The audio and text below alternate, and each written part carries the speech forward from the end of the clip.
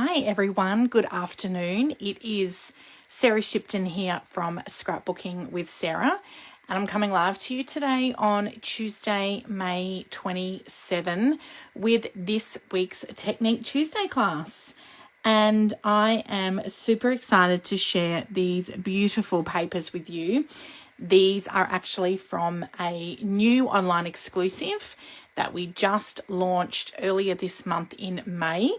It's from a suite collection called Impressions Abloom, and these papers go just perfectly with these photos of my very dear friend that loved sunflowers. And whilst these are not sunflowers, as soon as I saw these beautiful papers with the bright yellow flowers, it immediately made me think of her, and I knew that I wanted to scrapbook these photos. So this week's scrapbooking layout is in honour of her, a dear friend that passed away a couple of years ago. And this is a collection of photos where we really just were celebrating her memory. We had a wonderful fundraiser event that we put on. This was a scrapbook album that I created and gave to the family, and we had some matching t-shirts made up for a mum's weekend away. And it really just does sum up her energy and her spirit, and just makes me happy, even in moments of times where losing a loved one, a friend, is sad. There is always something to be thankful for, and she just radiated that beautiful energy. So I was definitely drawn to scrapbooking that this week, and knowing that these photos worked just so perfectly with these flowers. This floral paper. So I want to talk to you a little bit about the pattern that we are working with this week. We are working with pattern number 16, which is from the Make It From Your Heart Volume 1 book. It is a double-page scrapbooking pattern, 12 by 12 inches. For your base papers, you will need 2 sheets of coordinating either cardstock, or I have used designer series paper. I wouldn't typically use such a busy print for the base pages of my scrapbooking layout. You can see that it is really bright and it's really vibrant. On the back side of these papers, we've got just a textured pattern in garden green. So on one side of your designer series paper, you will have some papers that are more patterned and designed, whereas the back is more of like a textured type pattern and a little bit more universal as well. So using designer series paper or pattern paper that does have quite a bold, strong pattern on there. Again, typically I also would have cut out this middle section here, but these papers just suited my photos so perfectly that doing it justice in any other way than using it as the base pages just were not going to work. So I have used this beautiful pattern. You can opt for cardstock if you want something a little bit more subtle. You are going to also need another sheet of paper where you can cut some strips from, and you'll see that I've used these pattern strips along the bottom here, and then also along the top where we've done some building of individual paper pieces. Paper number 2, you will need either a coordinating cardstock colour. Typically cardstock works well because if you're using designer series paper, you're not going to see much of the pattern there. So I have gone with cardstock in the colour Darling Duckling, which is one of the coordinating colours that go with this particular paper suite.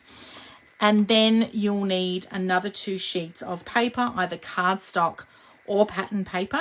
For this sheet here, these 6-inch strips in length, 3/4 in width, I have used some of the coordinating designer series paper. It's a pattern with a grid pattern on the front there, again in Darling Duckling. And then for these other pieces, I've just used plain cardstock. And then I have actually inked, I'll take that out of the memory protector there. I have actually inked my stamp set, and I've stamped some of the flowers here in first and second generation. So I'm going to share that stamp set with you today, and you can see how I've done that. So quite often that technique looks quite effective if you are stamping or embossing just your plain cardstock. It just helps to elevate it a little bit and make it look a little bit more fun as opposed to just plain cardstock.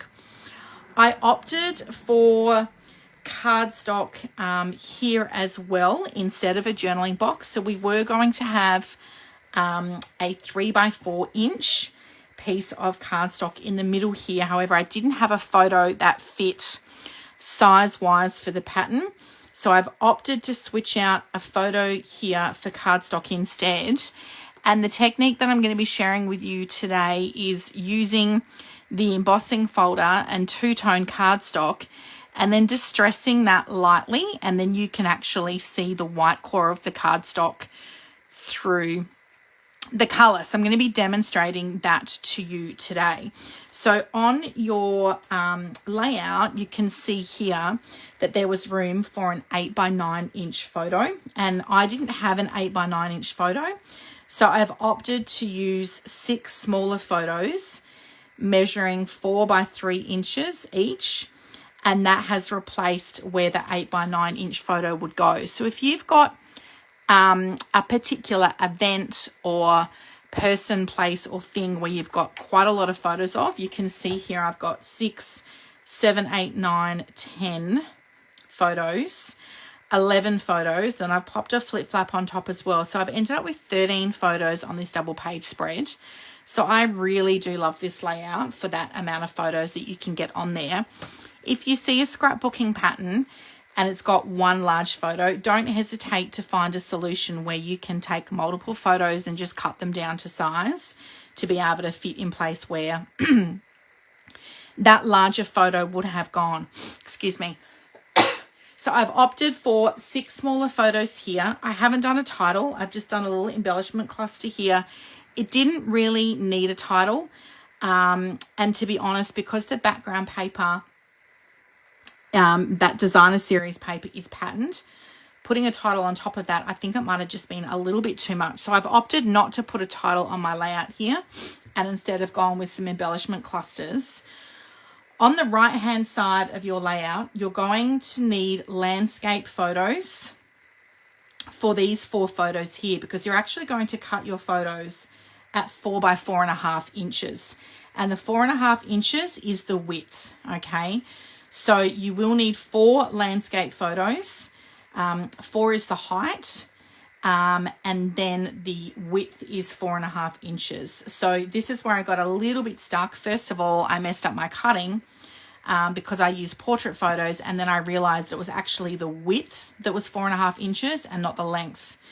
Okay, so when I did the math and added this up, it was 12 inches across. So you're going to fill that whole space there. So if you do have pattern paper that you don't want to waste, you could opt to use just a base page of white willow cardstock, and then I could have just cut these strips of paper here instead and stuck them on the white willow, and then I would have had all of this paper here with excess pattern paper to be able to use. So it really is up to you what you want to do there. But if you are going to use pattern paper as your base, you might want to cut that middle section out, and you're just going to use you are going to use down the bottom, if you wanted to replace that, it is going to be 1.5 inches, or maybe that's only 1 inch actually. Let me get my mat and we can measure that. I've got my mat here. Let me pop my mat on here. So yeah, so there's only 1 inch of pattern paper here, and then you're going to use 2.5 inches of pattern paper at the top. So that might be an alternative for you with your cutting instructions, to not waste your pattern paper if you're opting to do pattern paper as your base. Okay, so we've got a large mat of cardstock here.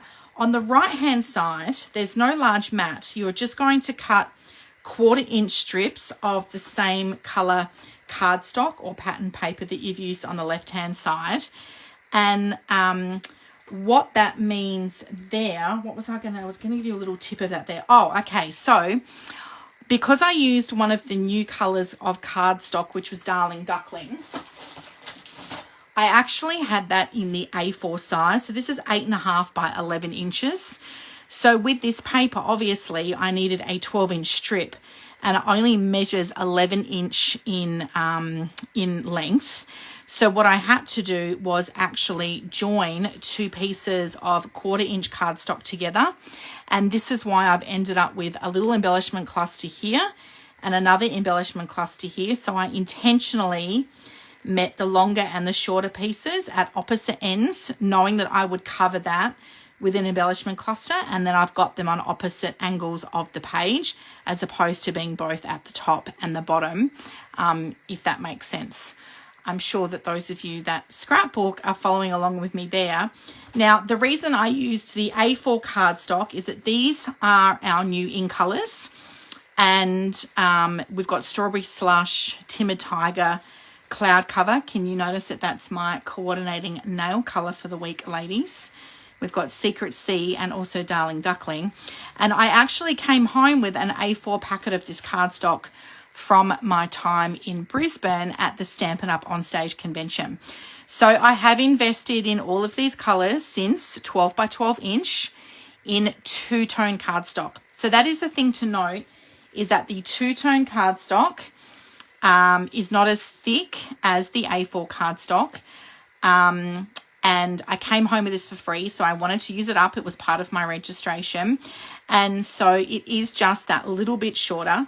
But for those of you that come to my workshops in person, these colours will be available for you to purchase. And of course, you can get a 12-pack of single colour cardstock now available in 2-tone. You will find that in your annual catalogue.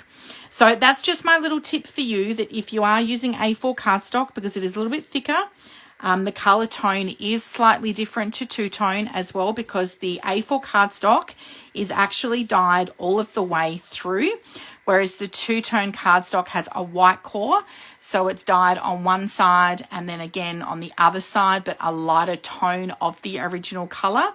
And then the inside core of the cardstock is white, and that's how we've ended up with this technique here, which I'm going to be sharing with you today. Okay, so if you are going to use A4 cardstock and cut that, then you want to create a fun little embellishment cluster to cover that up there.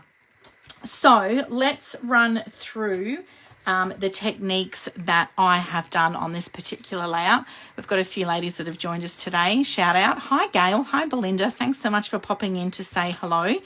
As I mentioned earlier, I have actually stamped on the top of this cardstock, and I've used 2 colours in my Stampin' Pads for this layout. I've used Darling Duckling for the flowers, and then also Old Olive. Okay, so these particular colours coordinate with the Impressions Abloom suite, which is a suite that we are featuring as part of the May online exclusives. If you head to my website and go to the Shop Now tab and then menu and then online exclusives, you will see the full selection of all of these crafting products in my online store.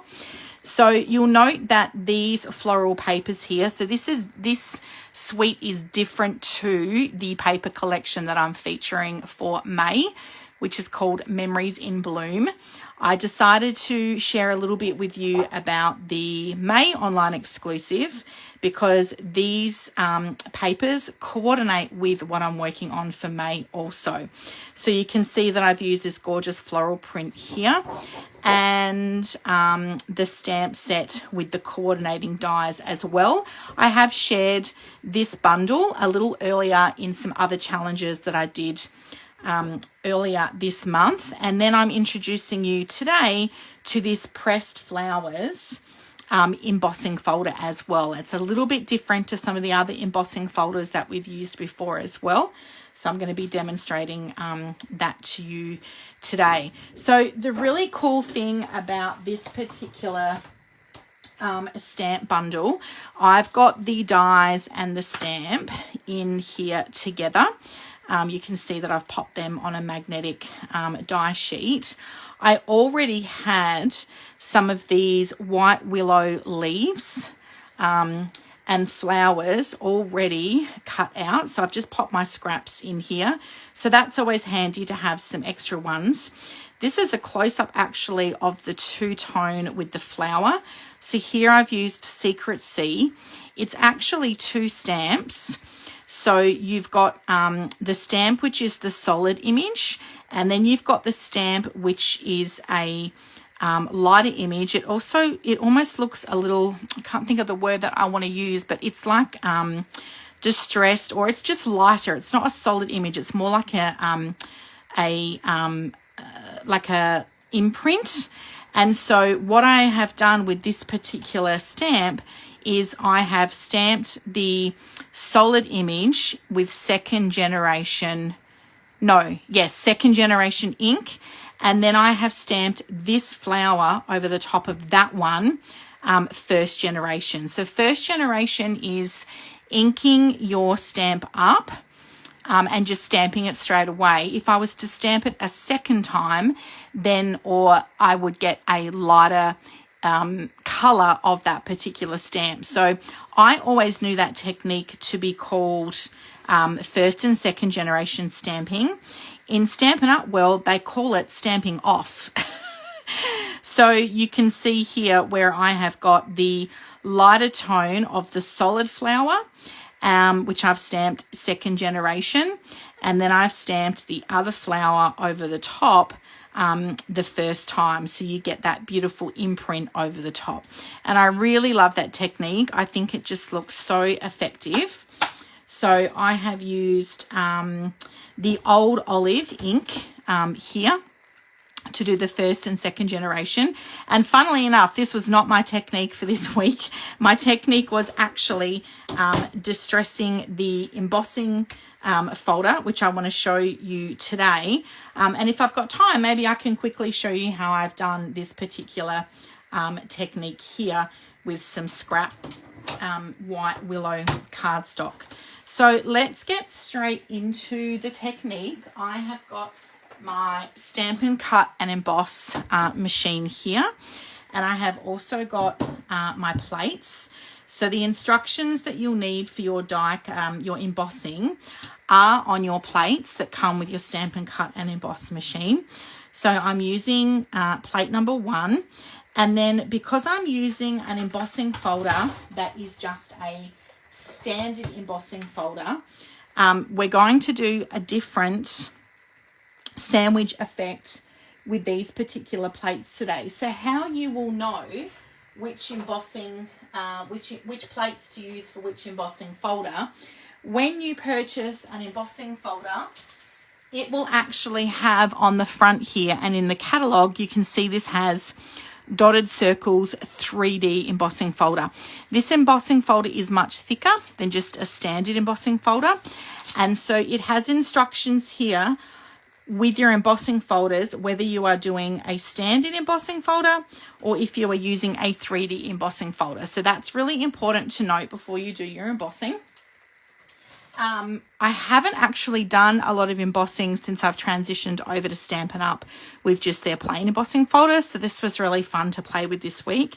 And that pressed flower image actually looks very effective. So this is why it's important to read the instructions on your base plates. So we've got plate number 1. I then need, because I'm using a standard embossing folder, I need both sets of plate number 3s, and I'm going to put my embossing folder and my paper between my 3 plates. So I'm going to get out some cardstock here. I used the Old Olive cardstock, and these are the remaining papers from the Floral Impressions pack, which I'm going to share with you today.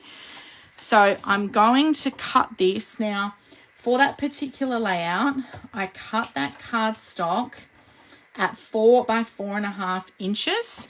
And then what I did was I positioned it, because this embossing folder with the floral design actually doesn't cover the whole embossing folder. So we end up with like this layered type imprint on your cardstock. So depending on whether you want the whole 6-inch or whether you just want a portion of that, that's entirely up to you. So what I'm going to do for today is just set this bit of paper inside my embossing folder because I've got that all good to go. I want to line that up as well because they do have a little bit of a gap around the embossing folder. So I'm just going to line that up like so. So you can see when I run this through, I'm going to end up with, if I cut that off at 6 inches, I'm going to end up with this area here that won't be embossed, and that's going to look quite effective. So I'm popping my embossing folder in between my 3 plates because this is just a standard size embossing folder. And then we are going to run that through the Stamp and Cut and Emboss. I'll bring that forward a little bit more. There we go. Oh, okay. So take these plates out of the way. And you can see that I've got this gorgeous, oh my gosh, is that just not stunning? I've got this gorgeous embossed pattern now over my two-tone cardstock. Now, the really cool thing here is that because those plates have had quite a good workout, as I've run that through, it's already started to bring out the white core of the cardstock because it is two-tone. So this is Old Olive, and then this is a lighter tone of Old Olive. And then we've got this white core between it. So what I did yesterday was I just grabbed down, I had like a little sanding craft kit. This was one that I had purchased previously. You could just get, you could borrow my sanding blocks at workshop, or you could just get like a little piece of sandpaper from your local hardware store. And all I've done here is I have, which side did, oh, you can see here there are different sandpapers around my block in terms of the, I guess, the density of it, depending on the look that you want to go for. But what I did was just very lightly distress this sandpaper over the top of the paper that's been embossed, and you can see that, and I'm just going to take the excess off, you can see that that has just brought out the white core of the two-tone cardstock, which I think looks very effective. Now, you could then use that as, in this instance here, I've just done it here as like a decorative section. This bit of cardstock was meant to be here where this 3x4 inch spot was, but I didn't have another landscape photo to go here. So I just switched it out and put the cardstock here, and then I've put my 3x4 inch photos here. So what you could do is you could use this as a base for your journaling box. You could put some stickers over here, or in this instance, you could just leave it, and that's just a section that you're doing as some decorative, creative technique on your scrapbooking layout, really whatever works there for you. So I hope that you found that technique super fun, and given I've got a little bit of extra time here, I usually allocate about half an hour to do my Technique Tuesday videos.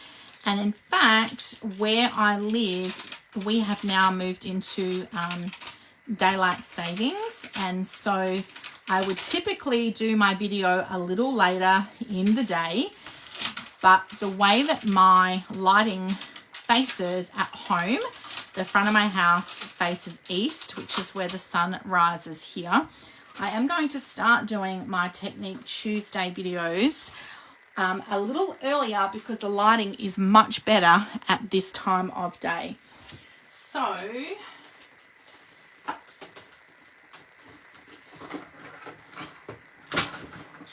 okay, I'm just going to grab my Stamp and Pierce mat, and then I've got my Stamp and Scrub handy as well. So I'm going to give that a quick spritz with my Stamp and Mist. And I'm going to grab a block and some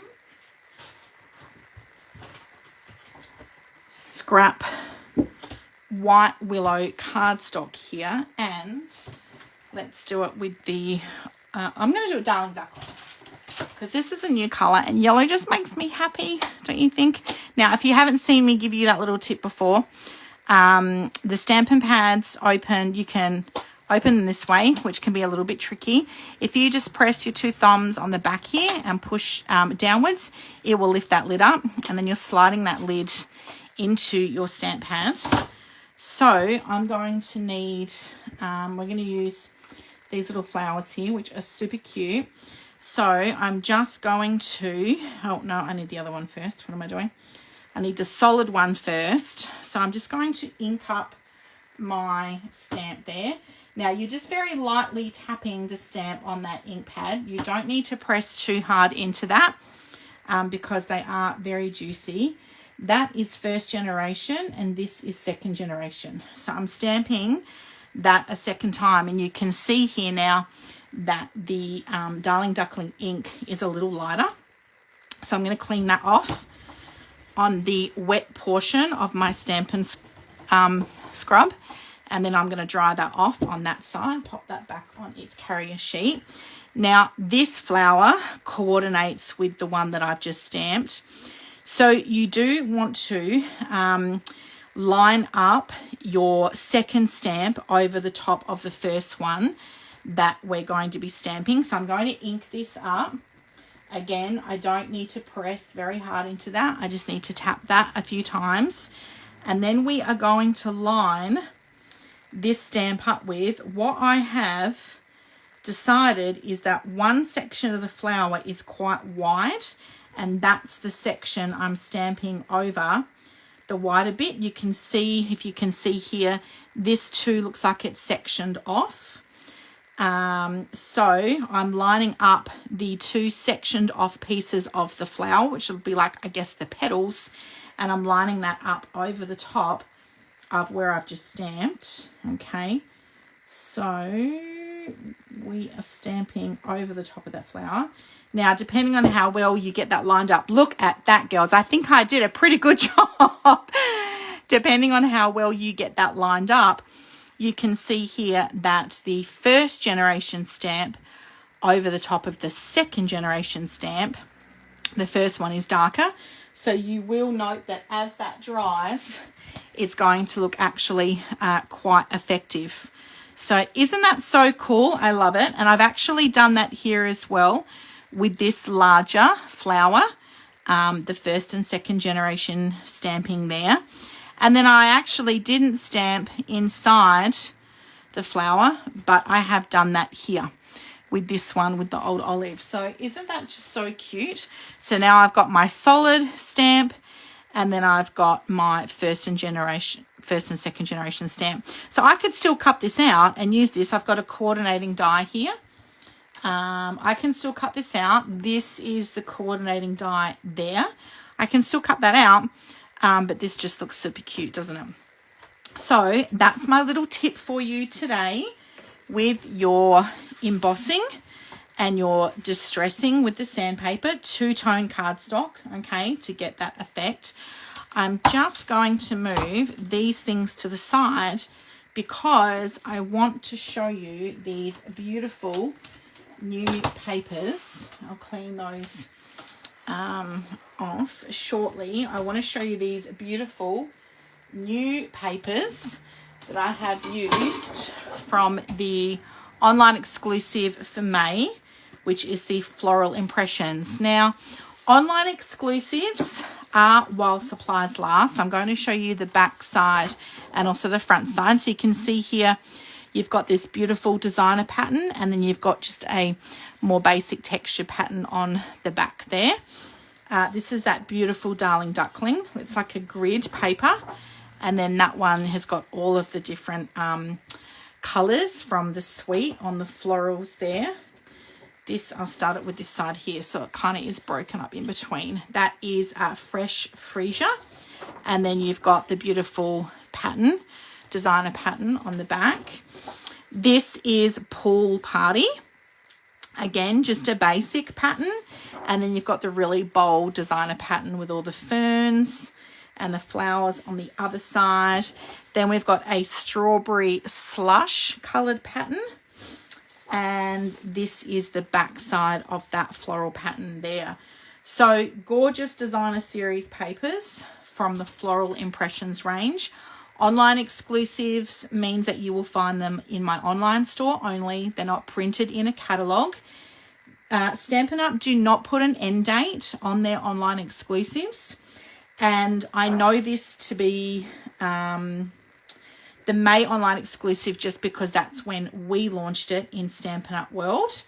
And then I just share that with you that's when it's been launched. You won't see it being called a May online exclusive as such in my online store.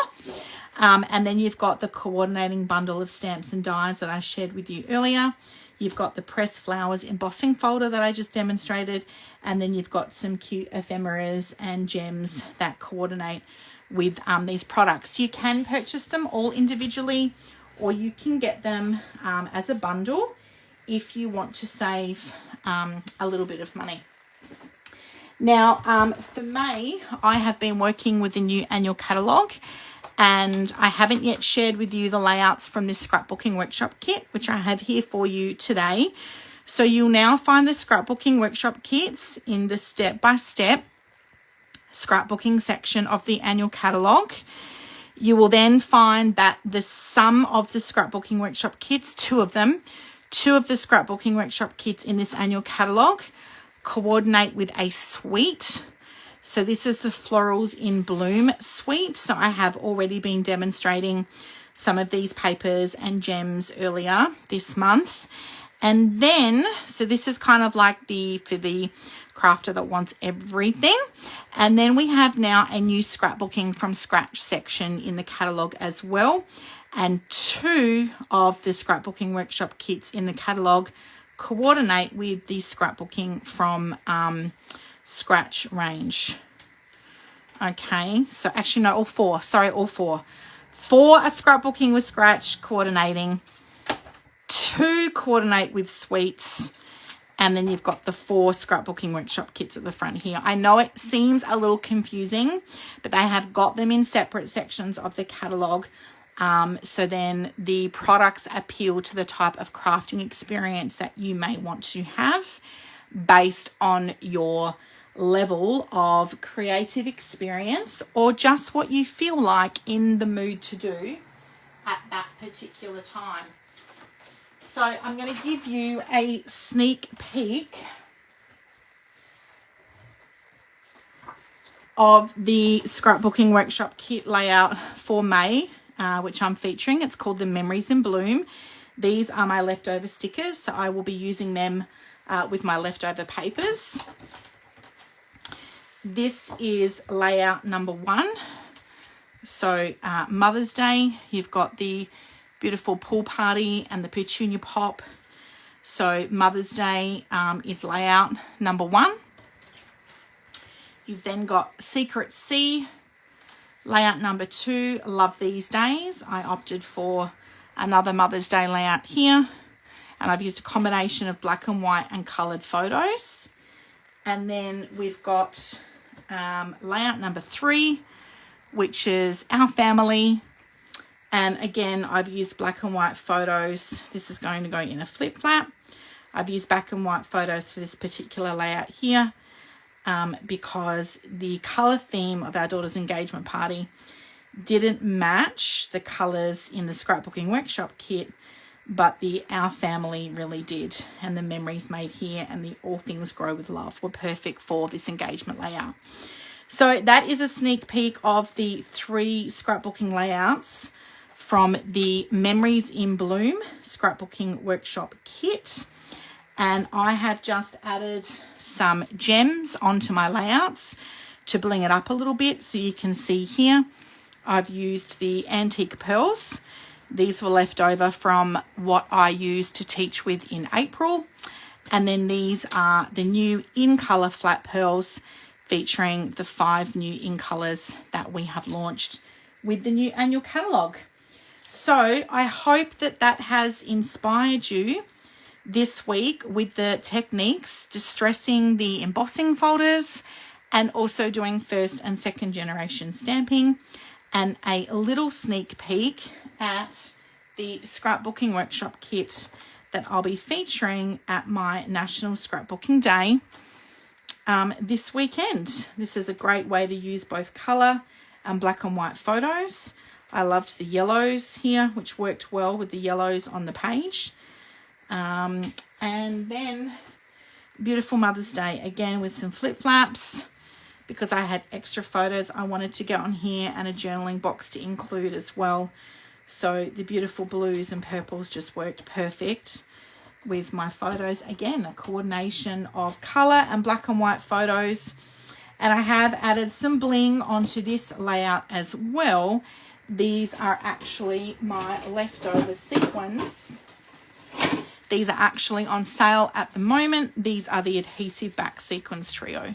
So I will be sure to pop all of the links to the products that I have shared with you today. And thank you very much for watching my Technique Tuesday class with this week's weekly scrapbooking challenge and these beautiful papers and photos. Have a great week, everyone. I can't wait to see what you come up with. And for those of you that are coming to my event on Saturday, I look forward to seeing you then. Bye for now.